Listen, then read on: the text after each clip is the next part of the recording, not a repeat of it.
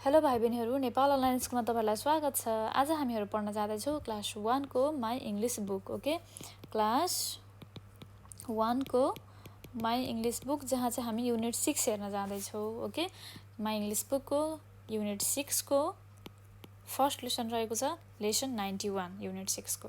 जहाँ हाम्रो टपिक रहेको छ थिङ्स एट होम, भनेको घरमा भएको हाम्रो घरभित्र आफ्नो, यानि कि आफ्नो घरमा सिटिङ रुममा होस्, आफ्नो रुममा होस्, बेडरुममा होस्, किचनमा होस्, हाम्रो घरमा धेरै सामानहरू हुन्छ नि हैन, जसलाई चाहिँ हामीले चाहिँ अब बस्नको लागि होस्, खाना पकाउनको लागि होस् हैन, घडी भयो, अब लुगाहरू राख्नको लागि हो, टिभी हेर्नको लागि होस्, टेबल होस्, बस्नको लागि चेयर होस्, धेरै कुराहरू हाम्रो घरमा हुने गर्दछ। त्यसरी नै यहाँ पनि थोरै अलिकति कुराहरू पिक्चरमा राखिएको छ, हेर्न सक्नुहुन्छ तपाईहरुले पनि ध्यान दिएर। आजको डेट म यहाँनिर लेख्न जाँदैछु 9 अगस्त 2021 हैन। अनि त्यसपछिबाट फोटोमा हेर्नुभयो तपाईहरुले के छ भनेर यहाँ हेर्न सक्नुहुन्छ। सोफा छ हैन, फोटोको फ्रेम छ, त्यसपछि घडी यानि कि वाच छ, त्यसपछि टेलिभिजन पनि रहेछ, टेबल पनि रहेछ, फ्यान पनि रहेछ, म्याट पनि रहेछ हैन, कबर्ड पनि रहेछ, धेरै कुराहरू छ। यो बाहेक पनि तपाईहरुको घरमा धेरै कुराहरू हुन सक्छ हैन, तपाईहरुले आफूले हेरेर प्र्याक्टिस गर्न सक्नुहुनेछ लेखेर। ओके, यति कुरा त हाम्रो घरमा यानि कि सिटिङ रुममा अथवा कुनै पनि घरमा चाहिँ भित्र भएको 2-4 कुराको सामान हामीले यहाँनिर हेर्यौँ। तपाईहरुको घरमा पनि धेरै कुराहरू छन् होला, एकचोटि ध्यान दिएर हेर्नु होला, अनि आफूले कपीमा चाहिँ पोइन्ट आउट गरेर लेख्नु होला। ओके, लुक एन्ड राइट भनेको छ, हेर्नुस् त ल। घडीको फोटो छ, त्यसपछि के छ, लेन्सको फोटो, ऐनाको फोटो छ हैन, त्यसपछि के भन्छ पंखाको फोटो छ यहाँनिर, अर्को छ फेरि हाम्रो टेबलको फोटो छ, अर्को फेरि बेडको फोटो छ। फोटो त छ, यति त हामीले बुझ्यौँ हैन, तर यहाँनिर केही वर्डहरू पनि लेखेर आएको छ जुन चाहिँ कस्तो छ, डिसअर्डर फर्ममा छ, यानि कि मिलाएर राखिएको छैन, नमिल्दो फर्ममा राखिएको छ, जसलाई चाहिँ हामीले पिक्चरमा हेरेर चाहिँ इङ्ग्लिसलाई यसमा के भन्छ भन्ने कुरा जानेर चाहिँ यो डिसअर्डरको फर्मलाई चाहिँ अर्डर फर्ममा यानि कि मिलाएर हामीले लेख्नुपर्ने हुन्छ कपीमा। बुझ्नुभयो नि तपाईहरुले हैन। हेर्नुस् है त, फर्स्टमा के छ हाम्रो, यो घडी छ। अब घडीलाई हामीले इङ्ग्लिसमा के भन्छौँ त, भित्तामा राख्ने भित्ता घडीलाई क्लक भनेर भन्ने गर्छु। हेर्नुस् है त यहाँनिर, अब यहाँनिर यो त मिलाएर लेखेको त छैन, COLCK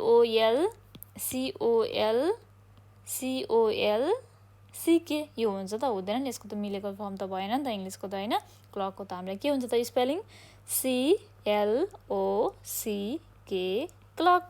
क्लक माने के हो त, भित्ते घडी भयो। बुझ्नुभयो नि, यसरी मिलाएर लेख्नु पर्यो। यो भने हाम्रो राइट फर्म भयो, यो भएको रङ भयो, यानि कि डिसअर्डर फर्ममा भयो।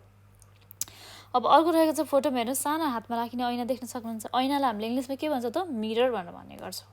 यो पनि यहाँनिर पनि मिलाएर राखेको छ न, डिसअर्डर यानि कि नमिल्दो फर्ममा राखेको छ, MRIORR, यो हुन्छ त, हुँदैन नि हैन। त्यही भएर हामीले कसरी मिलाएर लेख्नु पर्छ त,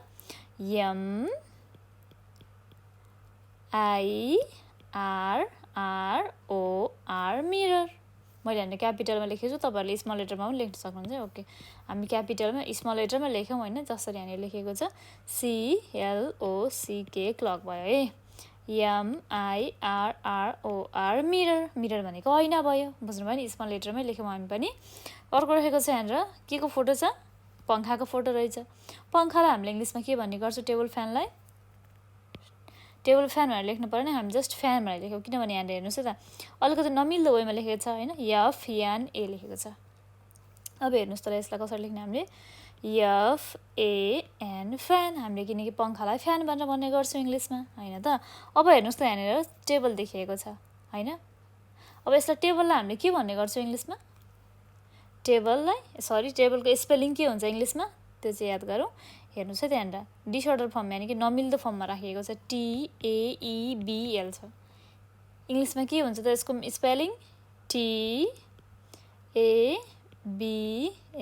टेबल भयो। बुझ्नुभयो नि भाइ बहिनीहरू। ओके, अब हाम्रो लास्टमा रहेको छ बेड, यानि कि खाट। हामीले खाटलाई हामीले के भन्ने गर्छौँ इङ्ग्लिसमा, बेड भनेर भन्ने गर्छौँ, तर बेडको चाहिँ यहाँनिर मिलाएर लेखेको छैन, नमिल्दो तरिकाले चाहिँ लेखिएको छ यहाँनिर वर्ड। हेर्नुहोस् है त, BDE। अब यसलाई हामीले मिलाएर लेख्नु पऱ्यो, यसको लागि त हामीले स्पेलिङ जान्नुपर्ने हुन्छ। त्यही भएर कसरी लेख्छौँ हामीले, BED, बेड। बेड भनेको खाट। ओके, तपाईहरुले चाहिँ स्पेलिङ याद रहनको लागि चाहिँ एउटै वर्डलाई चाहिँ 5 टाइम्स लेख्न सक्नुहुन्छ प्र्याक्टिसको लागि। ओके, ल एकचोटि रिपिट गरौँ है त। लुक एन्ड राइटमा के छ त, घडीको चित्र छ, भित्ते घडीलाई हामीले के भन्ने गर्छौँ, क्लक भनेर भन्ने गर्छौँ। अनि अर्कोमा हेर्नुहोस्, योनिर ऐनाको फोटो छ ऐनालाई हामीले इङ्ग्लिसमा के भन्ने गर्छौँ मिरर भनेर भन्ने गर्छौँ नमिल्दो वेमा लेखेकोलाई मिलाएर हामीले मिरर भनेर लेख्यौँ अर्को रहेको छ पंखालाई हामीले इङ्ग्लिसमा फ्यान भन्छौँ तर यहाँ नमिल्दो तरिकाले लेखिएको छ अब मिलाएर लेख्दाखेरि के हुन्छ त FAN फ्यान हुन्छ अर्को रहेको छ फेरि टेबल त हामीलाई यहाँ नमिल्दो वेमा लेखेको छ फेरि मिलाएर लेख्नुपर्ने हुन्छ अब यहाँ हैन त TABLE टेबल अर्को रहेको छ फेरि खाटलाई हामीले इङ्ग्लिसमा के भन्ने गर्छौँ BED बेड भनेर भन्ने गर्छौँ अब के छ त यहाँ फेरि नमिल्दो वेमा लेखिएको छ हामीले यसलाई मिलाएर के गर्नुपर्छ त BED बेड भनेर लेख्यौँ ओके तपाईहरुलाई एक्जाममा सोध्छ यो धेरै इम्पोर्टेन्ट हो यसरी नै तपाईहरुले पनि चित्र हेरेर मिलाएर लेख्न सक्नुहुन्छ यदि तपाईलाई स्पेलिङ चाहिँ थाहा भयो भनेदेखि त्यही भएर स्पेलिङ थाहा हुनको लागि तपाईले के गर्नु पर्छ भाइ बहिनीहरु एउटा वर्डलाई चाहिँ 5 टाइम्स लेखेर चाहिँ त्यसलाई चाहिँ बुझ्ने कोसिस गर्नु पर्यो ओके ल अब यहाँनिर हेरौँ है त रिड एन्ड राइट भनेको छ हामीलाई हेर्नुहोस् होइन रिड एन्ड राइट भनेको छ माई रिडिङ रुम भनेको छ मेरो पढ्ने कोठा माई भनेको मेरो भयो रिडिङ भनेको पढिरहने भयो रुम भनेको कोठा भयो मेरो पढिरहने कोठा हैन त हामीले अब आफ्नो घरमा पनि हामीलाई पढ्ने कोठा त हुन्छ हामी बसेर होमवर्क गर्छौँ हैन स्टडी रुम भन्न सक्छ हामी त्यसलाई यहाँ फोटोमा पनि हेर्न सक्नुहुन्छ है त यहाँ चाहिँ एउटा सानो बाबु चाहिँ यस्तो पिक्चरहरु राखेको छ हैन बुकको पनि यहाँ र्याक देख्न सक्नुहुन्छ उसको ब्याग देख्न सक्नुहुन्छ अब यहाँ के छ त माई रिडिङ रुम भनेको छ उसको चाहिँ पढ्ने कोठा पढिरहने कोठा अब के रहेछ त्यहाँ पढौँ है त हामी ओके ल अब हामी राम्रोसँग बुझेर पढौँ के चाहिँ रहेछ त चित्रमा भन्ने कुरा हामीले यहाँनिर लेखेर चाहिँ फेरि लास्टमा चाहिँ फेरि लेख्नु पर्ने छ है देख्नु भयो नि यता यहाँनिर चाहिँ लेख्नु पर्ने छ जस्ट पहिला चाहिँ हामी अलिकति पढौँ है त my reading books my reading room भनेर हामीलाई भनेको छ यहाँनिर this is my reading room यो मेरो पढ्ने कोठा हो this is my reading room यानी कि यो मेरो पढ्ने कोठा हो भनेर उसले देखाएको छ फोटोमा हेर्न सक्नुहुन्छ है द रुम इज बिग के छ त रुम चाहिँ कोठा चाहिँ ठुलो छ इट इज भेरी कलरफुल यानी कि धेरै राम्रो रङ्गीन छ कलरफुल छ मेरो पढ्ने कोठा there are pictures on the wall के छ त भित्तामा वाल भनेको भित्ता भनेर हामीले यहाँ हेर्न सक्छौँ पिक्चर चाहिँ के छ भित्तामा चाहिँ धेरै पिक्चरहरू पनि राखिएको छन् there are books in the rack के छ त किताब राख्ने र्याकमा बुक्सहरू पनि छन् भनेर उसले भनेको छ आई रिड स्टोरी बुक्स म स्टोरी बुक यानी कथाको किताबहरू पढ्छु भनेर भन्यो हामीलाई अब यति कुरा तपाईहरुले सुन्नुभयो हैन त अब यसरी नै हामीलाई फेरि सेन्टेन्स पनि बनाउनु पर्ने छ पछि गएर ध्यान दिएर सुन्नु होला है तपाईहरुले this is my reading room यो मेरो पढ्ने कोठा हो the room is big room ठुलो छ इट इज भेरी कलरफुल यानी कि मेरो पढ्ने कोठा रङ्गीन यानी कि कलरफुल छ there are pictures on the wall पढ्ने कोठाको चाहिँ वालहरुमा चाहिँ यानी कि भित्ताहरुमा चाहिँ फोटोहरुको फ्रेमहरु छन् there are books in the rack यानी कि पढ्नको लागि किताबहरु पनि राखेको छ र्याकमा आई रिड स्टोरी बुक्स म कथाको किताबहरु पढ्छु भनेर भनेको छ ओके ल अब हामी फोटोमा हेरौँ हैन अब हामीलाई एन्सर लेख्नु पर्ने छ हेर्नुस् है ध्यान दिएर इज द रुम बिग भनेको छ के रुम ठुलो छ त यस इट इज भन्न सक्नुहुन्छ तपाईहरुले ओके यस इट इज किनकि त्यो ठुलो छ यस इट इज भनेर पनि भन्न सक्नुहुन्छ अथवा यस द रुम इज बिग भनेर पनि लेख्न सक्नुहुन्छ फेरि यसमा यस द रुम इज बिग भनेर पनि लेख्न सक्नुहुन्छ यसमा अर्को 2 नम्बरमा रहेको छ where are the picture are हेर्नुस् त where are the picture are on the वालमा झुन्डाइएको छ झुन्डाउनलाई हामीले अन लगाउने गर्छौँ अन द वाल कहाँ छ त भित्तामा झुन्डाइएको छ फुल स्टप एन्सर लेखिसकेपछि हामीले फुल स्टप गर्नुपर्छ 3 नम्बरमा रहेको छ वेयर आर द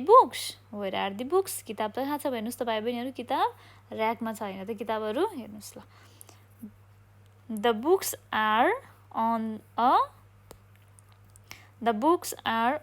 र्याक भनेर हामीले भन्न सक्छौँ ओके ल अर्को के छ 4 नम्बरमा what do I read story books के हुन्छ त आई रिड स्टोरी बुक्स यसरी नै तपाईहरुले पनि एन्सर गर्न सक्नुहुनेछ आफ्नो वेमा मिलाएर लेख्ने कोसिस गर्नु होला ओके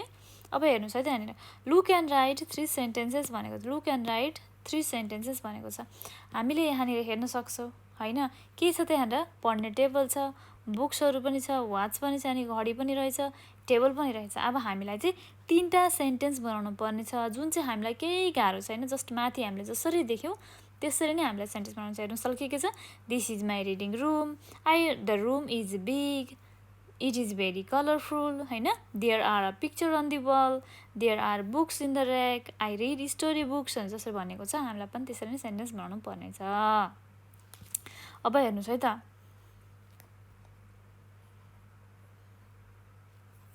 यसमा हामीले पनि लेख्न सक्छौं this is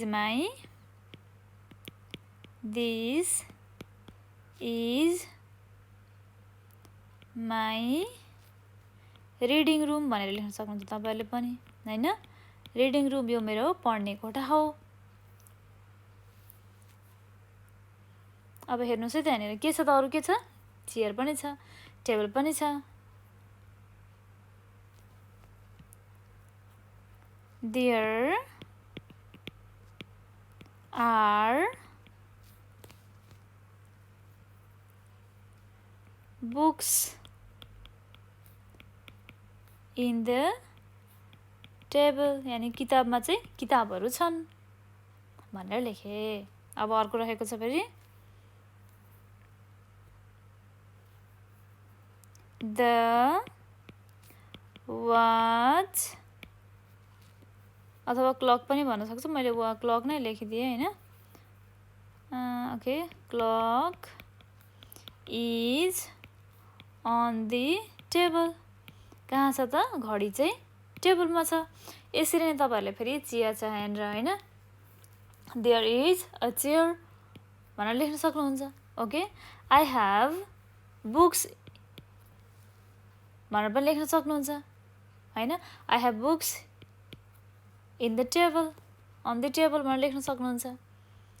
हैन यसरी नै तपाईहरुले पनि धेरै शब्दहरु यानी कि शब्दहरु जोडेर चाहिँ सेन्टेन्स बनाउन सक्नुहुनेछ यो चाहिँ घरमा बसेर तपाईले प्र्याक्टिस गर्नुपर्ने छ किनभने जति धेरै प्र्याक्टिस गर्नुहुन्छ तपाईलाई सजिलो हुन्छ बुझ्नको लागि ओके तपाईले पनि धेरै भन्दा धेरै सेन्टेन्स बनाउने कोसिस गर्नु होला हस्त भाइ बहिनीहरु आजको लागि यति नै हामीले आजको भिडियोमा के पढ्यौ त थिंग्स एट होम हामीले घरमा हुने के कुराहरु छौ त्यो कुराहरु मैले तपाईहरुलाई लेख्नको लागि पनि भनेको छु आई होप तपाईहरुले लेख्नुहुन्छ होला घरमा बसेर हैन अनि प्लस हामीले चाहिँ अलिकति नमिलेको वेमा राखेको चित्रहरुलाई चाहिँ यहाँ वर्ड दिएको नमिल्दो वर्डहरुलाई डिसअर्डर फर्ममा राखेको वर्डहरुलाई चाहिँ हामीले मिलाएर लेख्यौ हैन फोटो हेरेर भन्देखि यहाँ अलिकति शब्दहरु यानी कि शब्दहरु जोडेर सेन्टेन्स बनाउन पनि सिक्यौ हैन त एउटा सानो स्टडी रुम यानी कि पढ्ने कोठाको बारेमा चाहिँ हामीले यहाँ सानो एउटा कुराहरु पढेका थियौ त्यही सम्बन्धी अलिकति रिलेटेड गरेर हामीले क्वेशन आन्सर पनि गर्यौ हैन त्यसपछि हामीले तीनटा सेन्टेन्स पनि बनायौ त्यसरी नै तपाईहरुले पनि धेरै भन्दा धेरै सेन्टेन्स बनाउन सक्नुहुनेछ ओके हस्त भाइ बहिनीहरु आजको लागि यति नै यदि तपाईहरुलाई कुनै पनि किसिमको कुराहरु सोध्नु पर्ने छ हैन बुझ्नु भएको छैन कुनै पनि कुराहरु भन्देखि तपाईहरुले हाम्रो नेपाल अनलाइन स्कुलको 9849595895 हामीहरुको यो नम्बरमा फोन गरेर सोध्न सक्नुहुनेछ हस्त भाइ बहिनीहरु थ्यांक यू सो मच